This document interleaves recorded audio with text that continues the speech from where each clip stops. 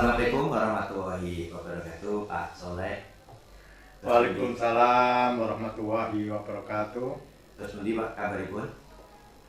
Alhamdulillah sehat walafiat. Terima kasih sekali Pak Soleh dapat meluangkan waktu di kegiatan kami, Bapak. Kami mohon bantuan di kegiatan guru penggerak kami.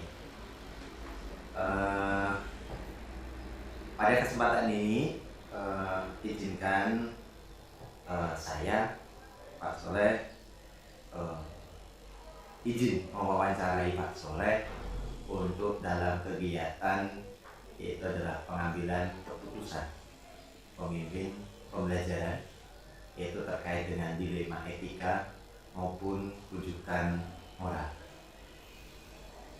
Jadi monggo Pak Cis, silakan. Selama ini bagaimana Bapak selaku Kepala Sekolah SMA Negeri 1 Nalumsari dapat mengidentifikasi kasus-kasus yang merupakan dilema etika atau rujukan moral, Bapak? Oke, terima kasih. Terlebih dahulu perkenalkan, nama saya Muhammad Salahuddin. Saya Kepala SMA Negeri Nalumsari. Ketika saya menghadapi kasus-kasus yang berkaitan dengan dilema etika atau itu rujukan moral, saya memang harus mengenali keduanya. Kalau rujukan moral itu cenderung bahwa ada dilema di situ. Kalau dilema etika berarti itu ada antara benar lawan benar biasanya, sehingga di situ menjadi dilema ketika kita tidak memutuskannya. Berbeda dengan rujukan moral. Rujukan moral itu pada prinsipnya pelanggaran terhadap etika, tetapi berkaitan juga dengan moral. Sebetulnya kedua-duanya bisa saya identifikasikan. Kalau dilema etika itu biasanya kedua-duanya sama-sama benar. Kemudian kalau rujukan moral itu sebetulnya salah satunya tidak benar, tetapi ada kaitannya dengan etika moral di situ. Saya kira begitu, Pak. Terima kasih, Pak. Berikutnya, selama ini bagaimana Bapak menjalankan pengambilan keputusan di sekolah Bapak, terutama untuk kasus-kasus di mana ada dua kepentingan yang sama-sama benar atau sama-sama mengandung nilai kebajikan? Ya, ketika saya menghadapi sebuah kasus yang kaitannya dengan dilema etika itu ya memang dilema, namanya juga dilema ya. Agak sulit di sini menentukan sebuah kebenaran dengan kebenaran dengan kebajikan dan sebagainya, itu memang agak sulit. Kadang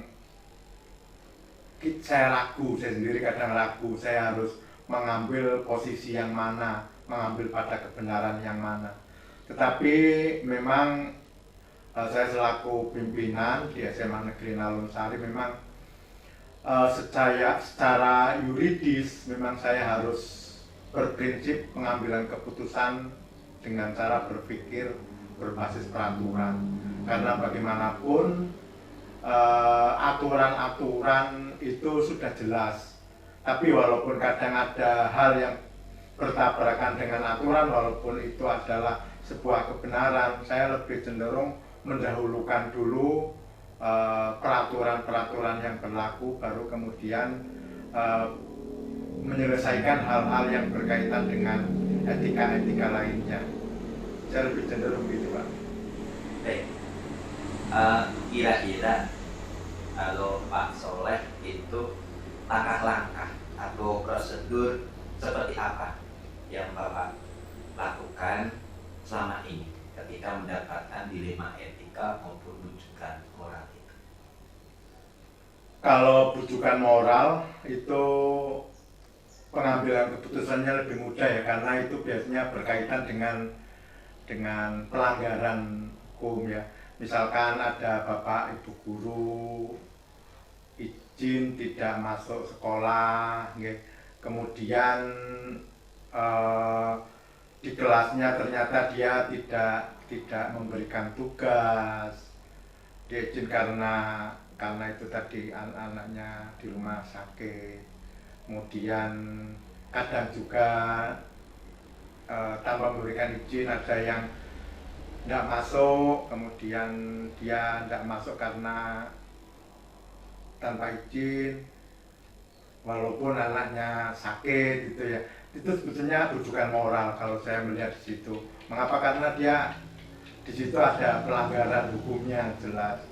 Seharusnya izin itu kan prosedural, berikan izin atau tidak, nanti baru melakukan aktivitas. Kalau anaknya sakit berarti mengantar ke rumah sakit dan sebagainya.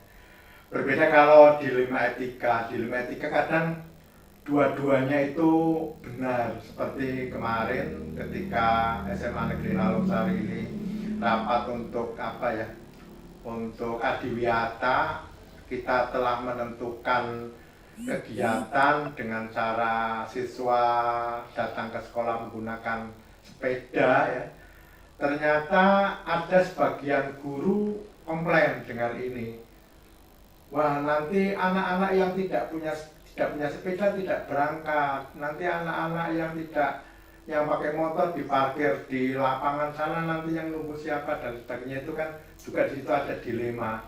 Di sisi lain ketika kita adiwiyata menginginkan bahwa pada hari itu tidak ada asap, tidak ada kendaraan bermotor ke sekolah. Di sisi lain ada teman-teman yang protes, kalau seperti itu nanti parkirnya anak-anak di lapangan nanti menjadi hilang, nanti siapa yang begitu kan juga dilema. Saya mengambilnya yang mana ini, gitu kan? Jadi, nah langkah-langkah keputusan yang pertama otomatis saya mengetahui dulu nilai-nilai yang saling bertentangan itu. Kalau yang menggunakan sepeda kala hari anti asap misalkan ya, itu berarti benar. Kemudian yang menentang juga nanti kalau tidak menggunakan motor nanti banyak anak yang sekolahnya pakai apa, angkutan ke sekolah tidak ada, kalau diparkir ke lapangan nanti panas, siapa yang menjaga, hilang nanti yang tanggung jawab siapa, itu kan sebuah dilema.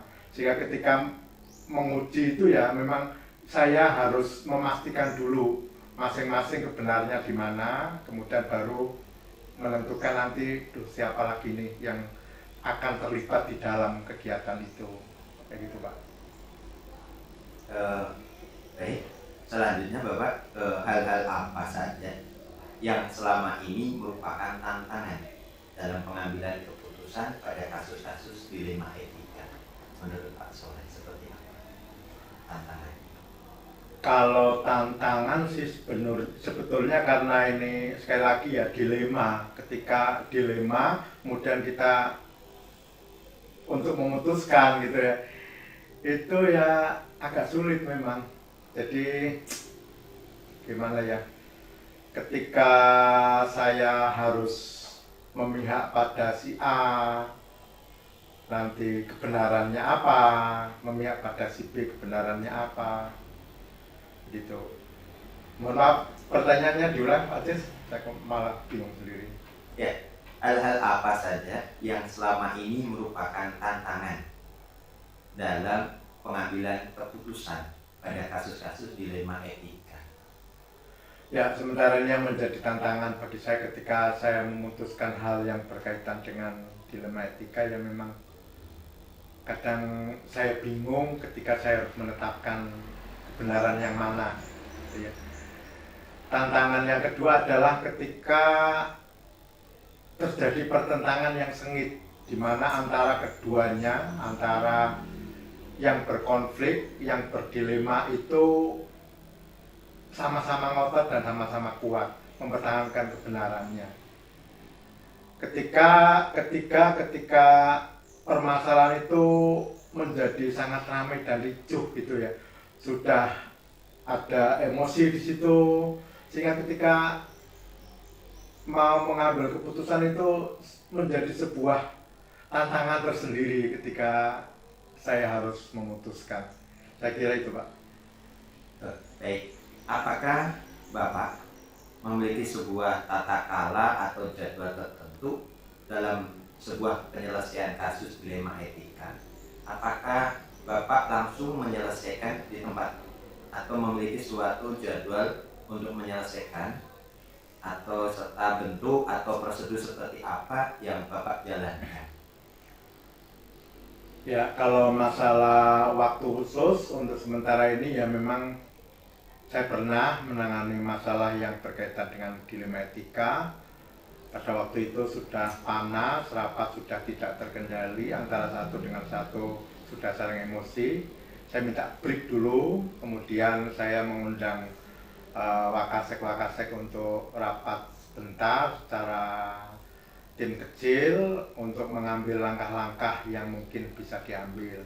Baru kemudian rapat setelah istirahat dilanjutkan lagi. Itu hanya break sebentar, maksudnya mencari jeda waktu untuk berpikir jernih. Kalau sementara ini karena kebetulan dilema etika atau masalah-masalah yang berkaitan dengan dilema etika itu belum muncul masalah yang sangat berat sehingga membutuhkan pemikiran dan waktu yang lama, belum terjadwal. Tetapi kalau kaitannya dengan rapat-rapat bujukan moral atau kaitannya dengan kenakalan anak, kaitannya dengan tata tertib, itu ya memang ketika ada penjadwalan waktu rapat memang saya cenderung untuk hari Senin biasanya saya mengadakan rapat dinas untuk bersama-sama Bapak Ibu guru rapat membicarakan tentang permasalahan-permasalahan yang ada. Gitu, Pak. Baik, terima kasih.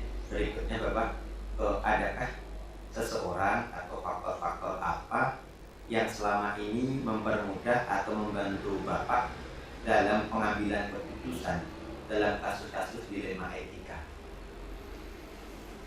Apa ini Pak Lalan, Pak? Adakah seseorang atau faktor-faktor apa yang selama ini mempermudah atau membantu Bapak dalam pengambilan keputusan dalam kasus-kasus dilema etika? Ya, untuk hal yang mempermudah, yang membantu saya ketika saya memecahkan dilema etika, kebetulan di SMA Negeri 1 Nalungsari ini lengkap, wakaseknya juga lengkap, tatanan administrasi dan struktur organisasi juga lengkap. Maka komponen-komponen itu yang saya sering ajak diskusi ketika saya memecahkan permasalahan-permasalahan berkaitan dengan dilema etika. Juga selain itu, saya juga ketika senioritas, ada guru-guru senior yang berpengaruh, itu juga dapat saya jadikan sebagai mitra ketika saya menginginkan diskusi, tukar pikiran dengan beliau untuk paling tidak memberikan sebuah bantuan moral, bantuan aspek-aspek lain yang saya butuhkan. Baik, untuk yang terakhir kali Bapak, dari semua hal yang telah disampaikan Bapak, pembelajaran apa yang dapat Bapak petik dari pengalaman Bapak mengambil keputusan dilema etika itu? Ya, memang kalau saya pribadi ketika saya mengambil hikmah dari ketika saya memutuskan kasus yang berkaitan dengan dilema etika itu, saya merasa tertantang di situ, menantang bagi saya karena apa, hal-hal yang kebenaran, kemudian teknik-teknik pemecahan masalahnya, urutan-urutannya, bagaimana saya harus memegang prinsip-prinsip tata aturan hukum, mempertimbangkan etika, mempertahankan kebenaran yang lain, itu juga menjadi tantangan bagi saya untuk saya selalu belajar agar ketika saya memutuskan hal-hal yang berkaitan dengan dilema etika ataupun bujukan moral saya bisa memutuskan dengan benar, setidaknya mendekati sebuah kebenaran yang bisa bermanfaat bagi semuanya. Saya kira begitu, Pak. Terima kasih Pak Soleh atas waktunya. Semoga sukses menjadi Kepala Sekolah SMA Negeri 1 Tarumansari, Bapak, untuk semua keluarga besar SMA Negeri 1 Tarumansari, dan atas waktunya yang diberikan pada hari ini. Terima kasih dalam kegiatan wawancara ini. Kami aturkan terima kasih ke Pak Soleh. Kami akhiri. Assalamualaikum warahmatullahi wabarakatuh. Waalaikumsalam warahmatullahi wabarakatuh. Penggerakmu hamba para murid, kreatif rancang pembelajaran, hargai potensi, tingkatkan prestasi, lahirkan profil pelajar Pancasila. Saya Bu Ida. Waalaikumsalam. Ji Pak Aziz. Mohon maaf Bu, terputus tadi jalan wifi-nya. Baik. Waalaikumsalam. Sudah bisa jelas Pak. Bisa Bu. Tidak apa-apa. Terima kasih. Biasa. Baik, saya ulangi Bu. Bagaimana Ibu kabarnya hari ini?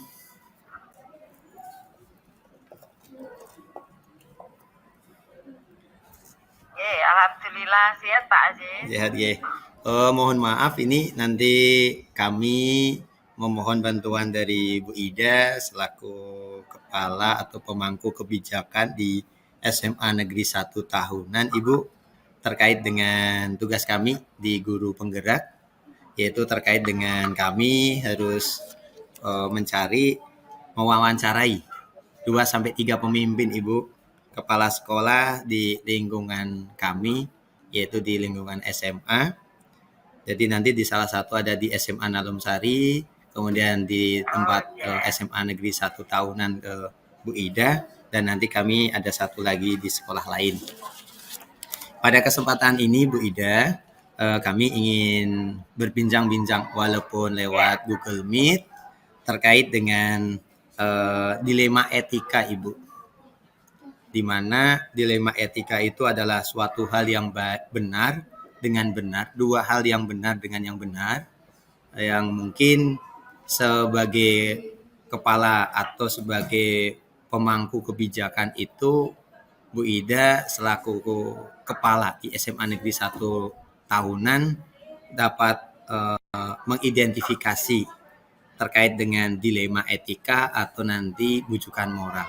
Kalau di bujukan moral, dua hal itu adalah dua hal yang benar dan salah, dan mungkin bisa mengandung suatu pelanggaran kalau di bujukan moral. Akan tetapi nanti kami akan mengulas terkait dengan dilema etika. Yang pertama Bu Ida, yang perlu kami tanyakan kepada Bu Ida, selama ini bagaimana Bu Ida selaku kepala SMA Negeri 1 Tahunan dapat mengidentifikasi kasus-kasus yang merupakan dilema etika atau bujukan moral itu?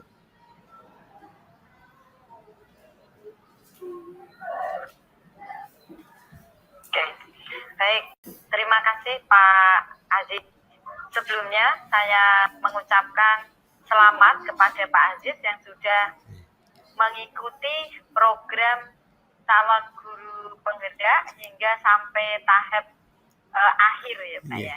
Tahap yang kesekian kalinya, dan ini menunjukkan perjuangan yang luar biasa.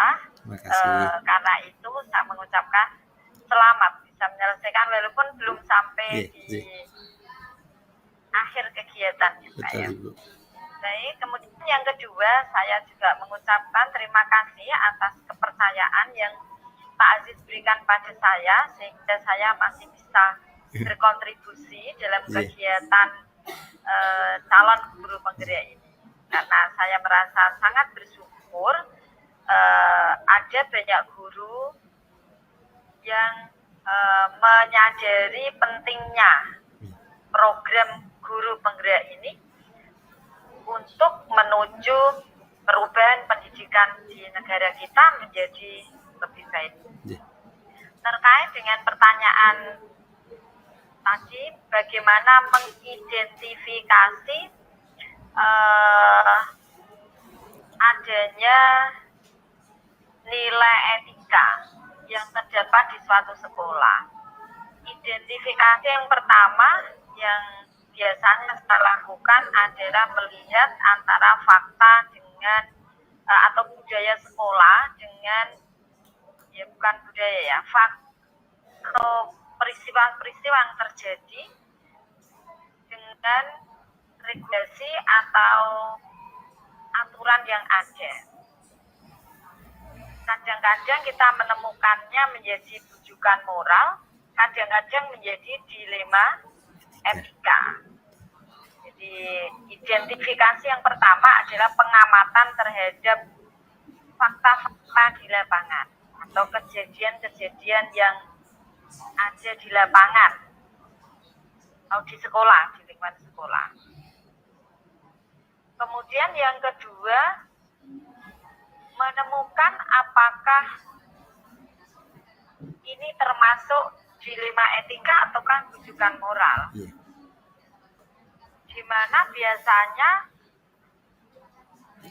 akan menjadi dilema etika apabila itu terkait dengan nilai-nilai yang ada di masyarakat atau yang ada di suatu sekolah atau budaya yang ada di suatu sekolah. Ketika nilai-nilai ini baik, kemudian sudah menjadi budaya sekolah, maka ini bisa menjadi dilema etika ketika kita cocokkan dengan aturan yang berlaku yang sama-sama mengatur untuk hal yang baik juga. Karena dilema etika tadi kan sesuatu yang baik, sama-sama baik, tetapi menimbulkan sebuah dilema atau pertentangan gitu Pak ya. Saya ambil contoh yang paling gampang adalah masalah disiplin pegawai, dalam hal ini adalah pakaian.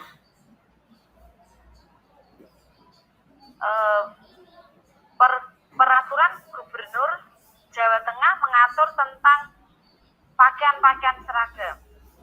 Saya ambil contoh misalnya seragam kaki bagi pegawai di instansi pemerintah Provinsi Jawa Tengah.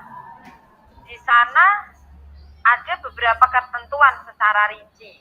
Kalau perempuan berjilbab bagaimana, kalau ini bagaimana. Tapi pada faktanya kita tidak bisa ideal menerapkan aturan-aturan tersebut. Faktanya ada beberapa guru yang melakukan kreativitas atau memiliki kreativitas atau penerjemahan terhadap aturan berpakaian itu. Dan penerjemahannya ini bukan sebuah pelanggaran, bukan sebuah kesalahan, bukan termasuk kategori kesalahan. Sama-sama mengenakan kaki, tetapi dengan bentuk formula yang berbeda. Nah, dalam hal ini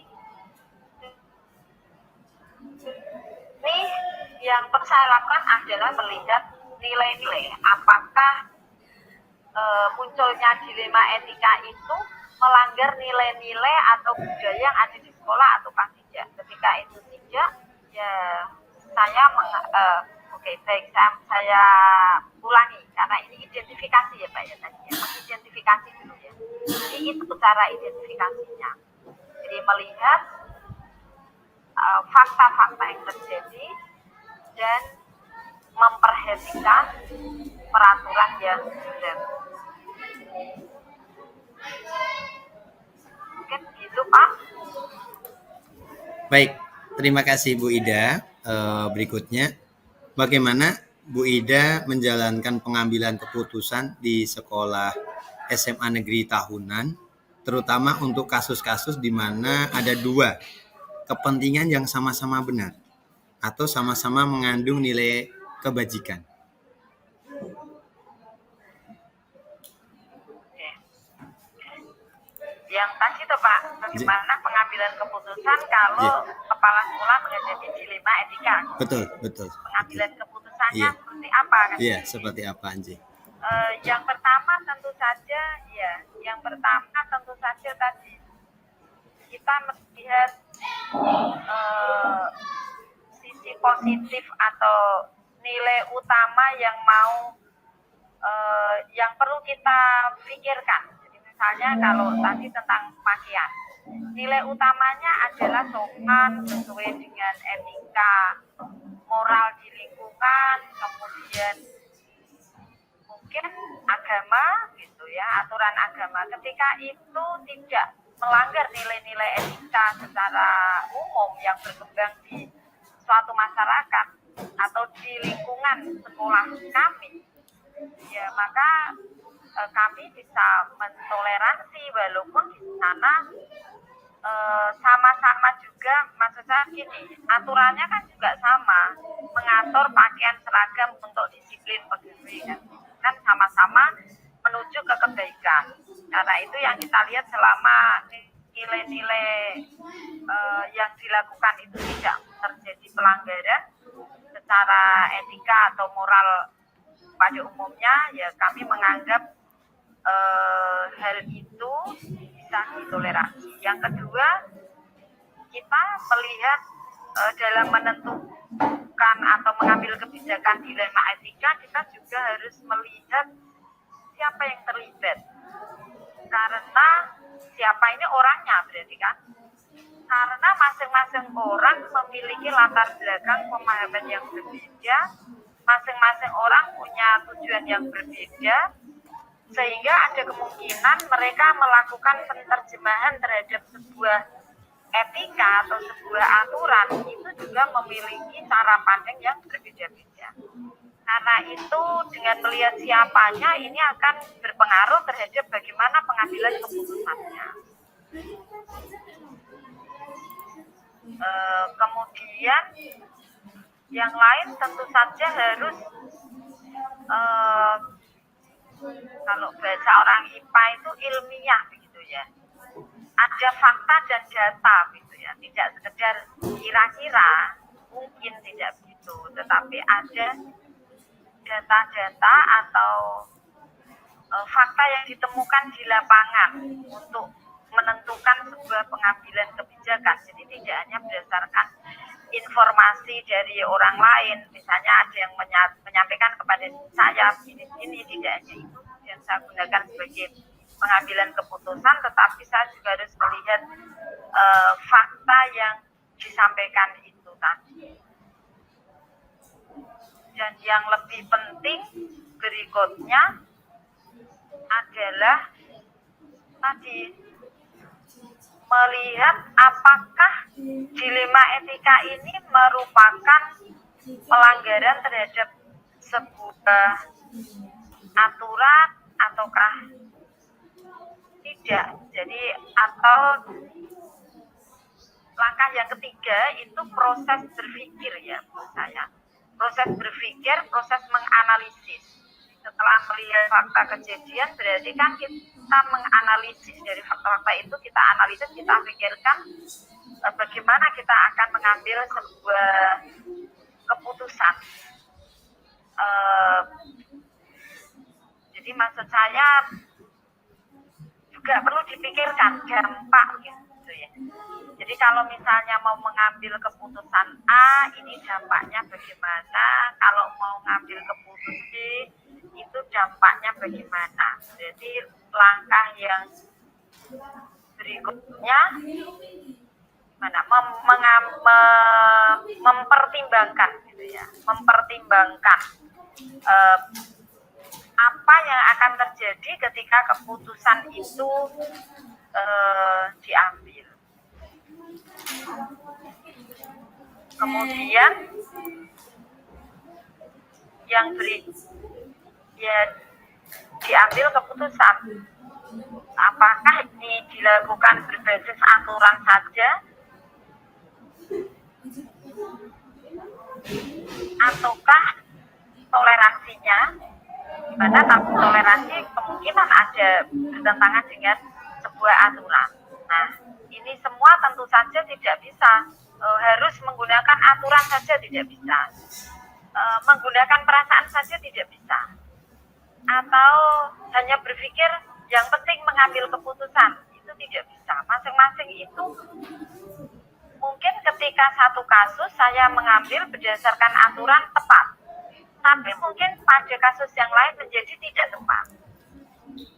Jadi dalam hal ini, bagaimana pengambilan keputusan itu tidak ada yang bersifat baku. Tidak ada yang bersifat baku, harus berdasarkan aturan, tidak bisa seperti itu. Mungkin kadang harus berdasarkan aturan, mungkin kadang-kadang berdasarkan perasaan juga, kadang-kadang ya, atau mungkin hanya melihat, yang penting produknya baik, kan gitu. Jadi intinya dalam pengambilan hasil akhirnya ini, atau keputusannya apa yang diambil, itu menurut saya tidak ada sesuatu yang mutlak kebenarannya, karena dipengaruhi oleh beberapa hal gitu ya. Kadang-kadang ada perasaan yang harus kita gunakan, ini adil apa tidak. Misalnya ada perasaan-perasaan, hari ini saya ambil keputusan seperti ini, nanti jauh ke depannya dampaknya gimana nih terhadap sekolah atau terhadap seseorang individu misalnya. Misalnya hari ini saya merasa kasihan, ada guru yang absennya itu banyak dan itu berdampak pada kepegawaiannya misalnya. Kalau hari ini saya ambil keputusan hanya berdasarkan rasa kasihan, dampak panjangnya saya harus berpikir gimana nanti kalau pegawai lain ada yang terus niru kan gitu. Nah, karena itu harus memiliki banyak pertimbangan, tidak hanya sekedar hari ini maunya apa, tetapi kita juga harus berpikir jangka panjangnya. Kemudian yang terakhir Pak Aziz, yang mungkin ini saya mengatakan tidak berdasarkan teori, tapi berdasarkan pengalaman mungkin ya, pengalaman atau perasaan. Kadang-kadang kita itu mengambil sebuah keputusan itu tanpa terprediksi sebelumnya. Jadi sebelumnya sudah mikir, kayaknya begini, kayak begini. Ternyata jangan-jangan entah gimana caranya gitu ya, kita ternyata dapat suatu solusi yang sebelumnya nggak pernah kita pikirkan. Kalau saya berpikir ya disitulah kita harus meyakini bahwa ada Tuhan yang mengendalikan pikiran dan menuntun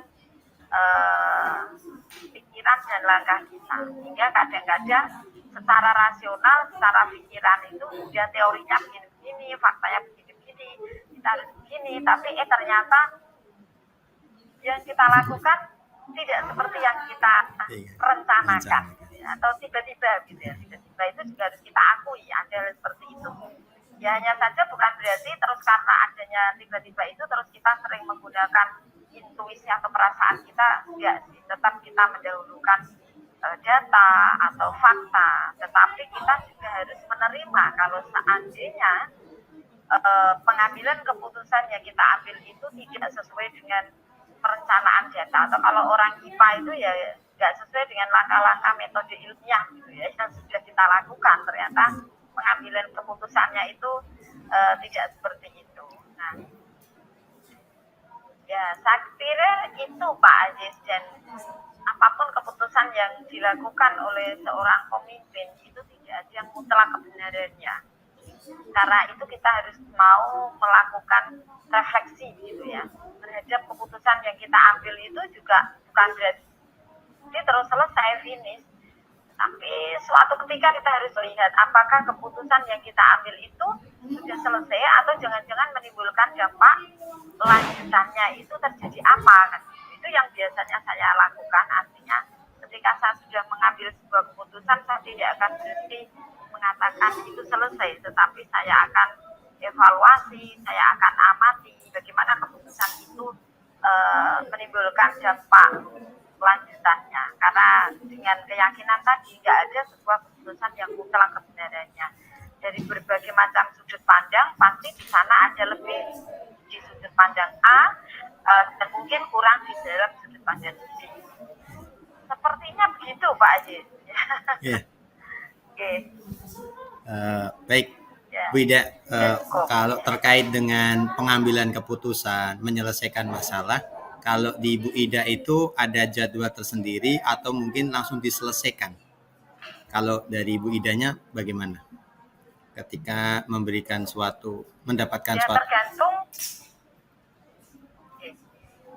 tergantung dari dilema yang dihadapi Pak Aziz. Kalau memang itu sesuatu yang memang harus segera kami lakukan pengambilan keputusan, ya memang harus segera, tidak perlu ada jadwal. Tapi kalau sekiranya itu saya berpikir sesuatu yang nggak harus segera, apalagi perlu tahapan-tahapan misalnya, atau selain lama ya, atau itu melibatkan banyak orang, kan tadi juga kita berpikir siapa sih yang terlibat kan gitu ya. Kalau melibatkan banyak orang berarti kan harus ada schedule yang kita buat. Jadi apakah perlu jadwal atau tidak, yang perlu dipertimbangkan adalah siapa yang terlibat di dalamnya, kemudian dilema etikanya itu tentang apa, objeknya tentang apa. Jadi mungkin kadang-kadang tidak terjadwal ya, bisa juga kadang-kadang terjadwal. Baik, yang terakhir Ibu, dari pertemuan kita hari ini Ibu, yang telah kita sampaikan terkait dengan dilema etika, pembelajaran apa sih Bu yang bisa kami pelajari dari pengalaman Bu Ida selaku pemimpin pembelajaran di SMA Negeri 1 tahunan terkait dengan keputusan dilema etika itu? Pembelajarannya kalau menurut saya itu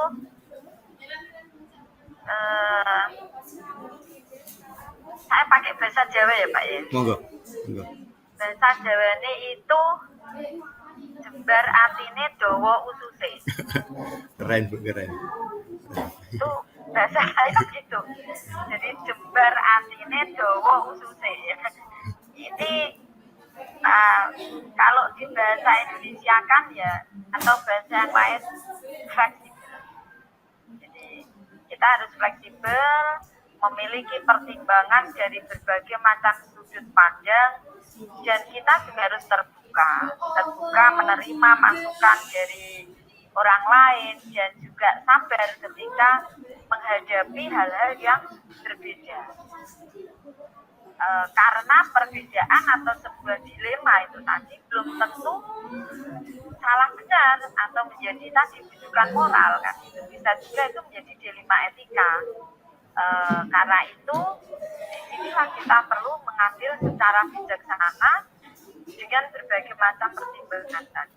Ya, mungkin berpikir jangka panjangnya seperti apa, mungkin berpikir bagaimana perasaan orang lain, mungkin berpikir tentang peraturannya bagaimana sih kan gitu. Karena kita mengandalkan rasa saja juga nggak bisa, karena kadang-kadang perasaannya memang kasihan tapi aturannya tidak demikian. Nah, karena itu saya pakai apa tadi bahasa Jawa itu ya, saya merasa lebih cocoknya dawa ususe jembar atine atau jembar pikirane, ya pokoknya seperti itu Pak.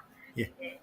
Saya kira begitu Pak Aziz. Kalau mau dirubah bahasa Indonesia ya monggo, tapi saya merasa tapi keren Bu itu Bu. lebih Betul. Ya, lebih cocok menggunakan itu bahasa Jawa yang seperti itu Pak. Bu Ida, terima kasih atas waktunya yang diberikan pada saya untuk bisa berwawancara dengan orang hebat seperti Bu Ida. yang semoga Terima kasih. menginspirasi buat Ya. kami Bu Terima Ida kasih, Pak. untuk selalu berproses dan selalu diberikan kesehatan untuk Bu Ida dan keluarga ya Bu Ida. Amin, amin, Amin. Oke. amin. Terima kasih Pak. atas waktunya Bu Ida. Terima kasih, kami undur diri di wawancara ini. Assalamualaikum warahmatullahi wabarakatuh.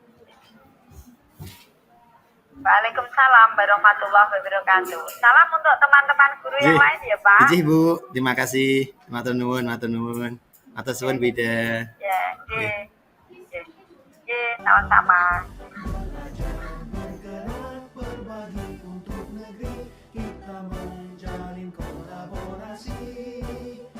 Belajar bergerak berbagi untuk negeri, demi bakti pada Ibu Pertiwi. Assalamualaikum warahmatullahi wabarakatuh. Sugeng siang Bu Lina. Sekian. Terima kasih Bu Lina meluangkan waktunya untuk kita bersua walaupun lewat Google Meet. Dalam kondisi bagaimana Ibu Lina kabaripun? Dan jaga kewarasan ya Bu ya. Betul. Ya. Ya. Terima kasih Bu Lina selaku Kepala Sekolah TK Pertiwi 0804 Nalum Sari. Ya, pada kesempatan ini Bu Lina kami ingin mewawancarai Bu Lina selaku pemimpin pembelajaran di TK Pertiwi 0804 terkait dengan dilema etika atau dibujukan moral. Mungkin Bu Lina sudah sudah mengetahui ya, dilema etika adalah dua hal yang baik-baik atau benar-benar, tetapi tetap harus diputuskan. Langkah apa sebagai pemimpin pembelajaran itu dari dua hal yang benar-benar atau menjadi dilema etika itu, dan sebagai pemimpin itu harus dapat memberikan keputusan. Sedangkan bujukan moral adalah hal yang benar dan salah dan mungkin ada terkait dengan pelanggaran. Nah, itu mungkin kalau dibujukan moral tidak jadi masalah.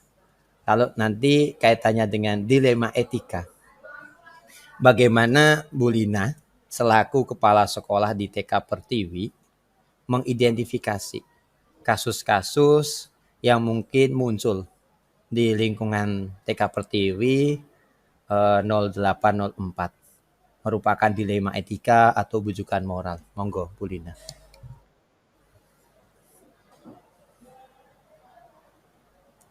Mic-nya Bu, mic-nya belum hidup.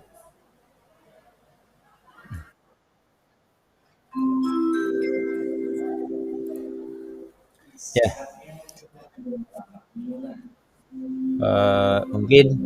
Mungkin bisa suatu kebijakan sama-sama benar, dua hal yang benar, yang mana mungkin mau menjadikan kebijakan di sekolahnya Ibu, tetapi diusung dari dua hal yang benar dengan benar, tetapi di situ mungkin Bu Lina perlu memberikan keputusan, pertimbangan keputusan yang perlu harus diambil, di mana dua hal itu sama-sama benar, tidak ada yang salah, tetapi perlu diputuskan menjadi suatu keputusan dari pemangku kebijakan dari sekolahannya Bu Lina.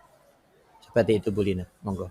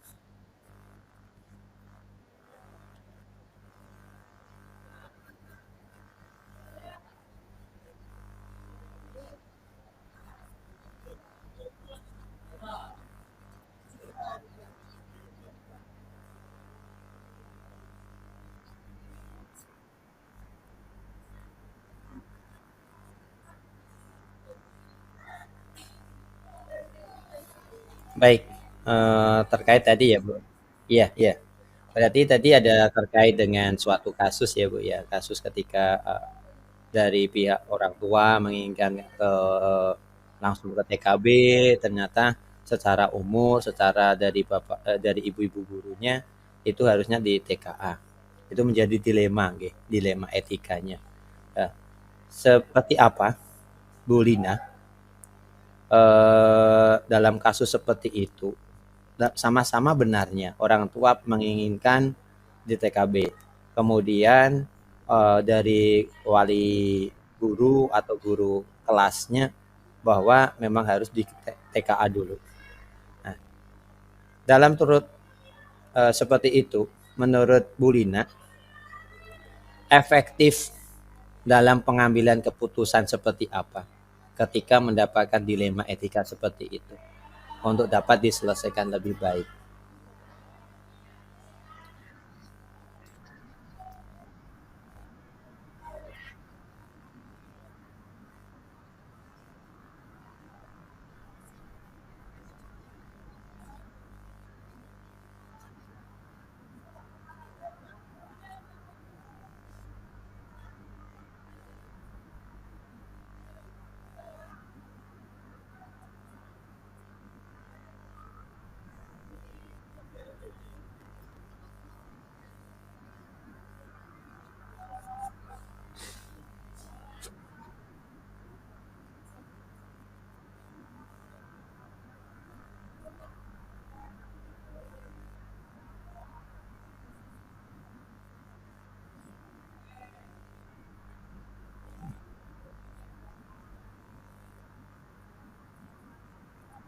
Ya,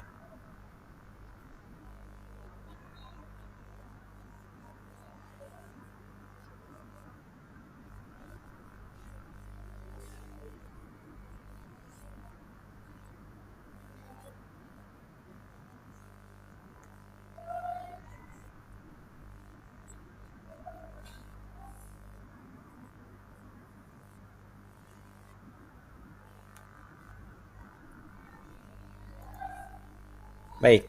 Bu Lina, ada lagi. Iya, iya Bu Lina.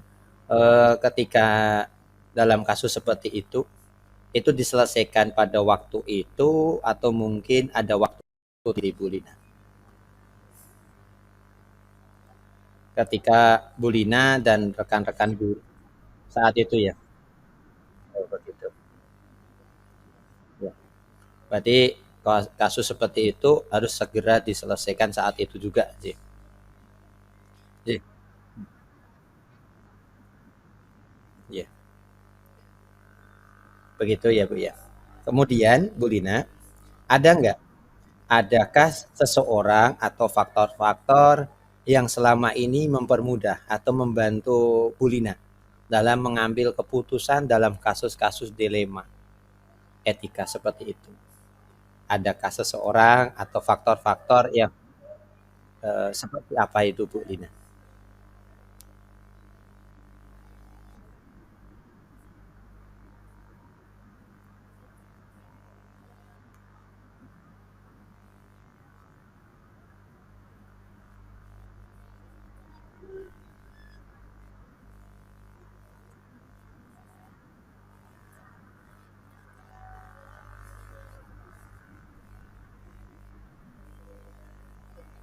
Baik, yang terakhir Bu Lina, dari pertemuan kita yang singkat ini Bu Lina, apa sih hal yang telah disampaikan tadi dari awal, pembelajaran apa yang dapat Bu Lina petik dan menjadi pengalaman Bu Lina sehingga kami juga nanti suatu saat dapat belajar dari Bu Lina dari kasus-kasus dilema etika ini. Monggo Bu Lina.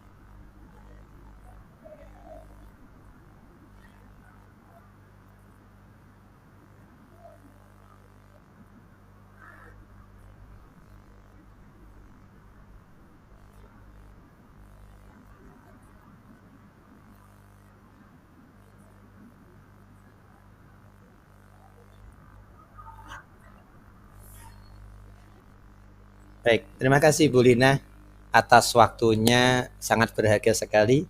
Walaupun pertemuan kita lewat Google Meet ini, banyak sekali hal-hal yang perlu saya gunakan untuk belajar saya dari pengalamannya Bu Lina. Terima kasih atas waktunya Bu Lina.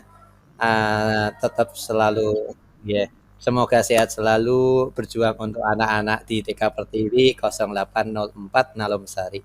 Saya akhiri. Assalamualaikum warahmatullahi wabarakatuh. Matur nuwun Bu Lina, sampun.